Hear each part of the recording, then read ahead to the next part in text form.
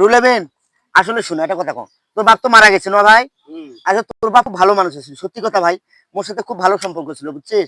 তো একটা কথা কি ভাই, তোর যেহেতু বাপ নাই, যার বাপ নাই তোর কেউ নেই ভাই। মোর বাপ আছে ভাই, তোর নাই। দেখা কথা কি মানে ভালোভাবে চলাফেরা করবো, ভালোভাবে ছোট ভাই আছে তাকে দেখশুন করবো, মা আছে তাকে দেখশুন করবো ভাই বুঝছিস। কখনো কটুকার করে কথা বলিস না ভাই, এটা বলা ঠিক না বুঝছিস ভাই।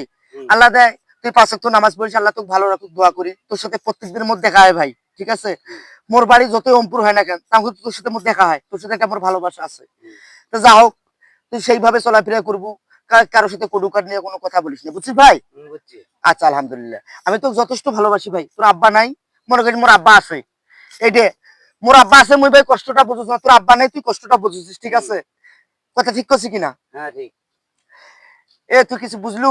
এটা যে বোঝানো তুই কিছু বুঝলু না সাহু এখন কি ধরে বোঝে না সাহু ভাই, কি বুঝলো তাহলে? আর কারণে